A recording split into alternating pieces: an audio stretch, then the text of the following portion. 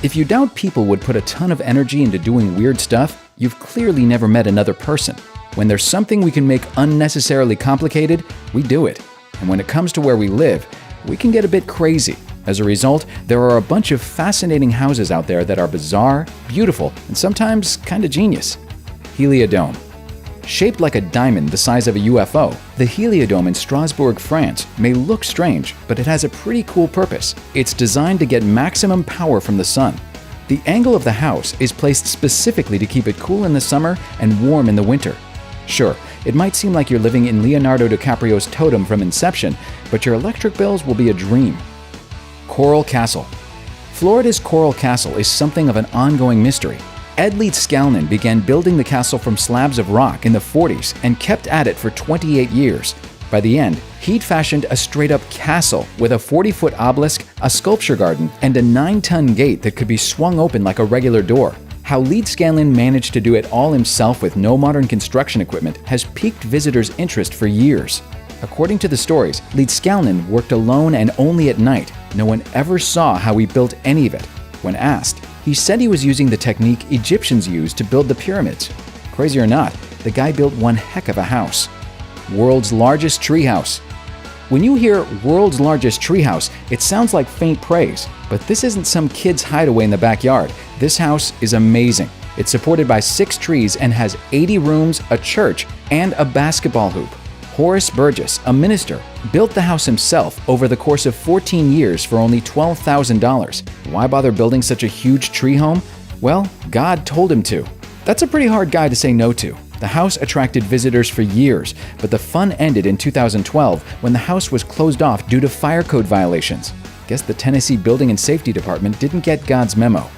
Nautica House.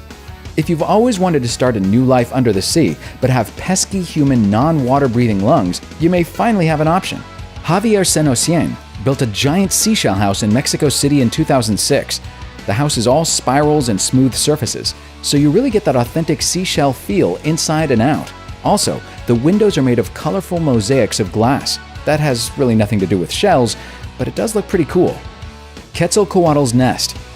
Javier Senocien, the architect behind the seashell house, also created Quetzalcoatl's Nest, an apartment complex that looks like a giant snake. Up among the hills and caves of Naucalpan, Mexico, the snake twists its way through the land to give people a one-of-the-kind living experience. One of the apartments is also an Airbnb, so you could live right next to the snake's belly and live to tell the tale. Plastic Bottle House. Ever wanted to see what a sofa made out of Coke cans and old CD cases feels like? Head down to Argentina, because everything in this home is 100% reused garbage. Alfredo Santa Cruz built his home out of discarded plastic bottles and other trash, with the products ingeniously arranged in a way to be both practical and pretty. Tours are allowed in the bottle house, so you can see firsthand the limitless potential of trash. Smith Mansion. In the middle of isolated Wapiti Valley, Wyoming, sits Smith Mansion. Lee Smith started building this intricate wooden home for his wife and kids, and he never quite finished. He kept going, adding floors and balconies with logs he collected in the valley until he fell to his death while working on the roof alone. Since then, the mansion has stayed empty, an abandoned monument to one man's frenzied obsession. Mushroom House. At the end of the block on a very average street in Cincinnati stands this house. Terry Brown started building it in 1992 by adding onto his one-bedroom home. Brown worked for 14 years to create his twisted fairy tale vision, but unfortunately only got a chance to enjoy his work for 2 years before he died in 2008. The house was put up for sale in 2012, but the listing was removed the same year. So who knows? Someone may be living in the mushroom today. Just don't tell Gargamel.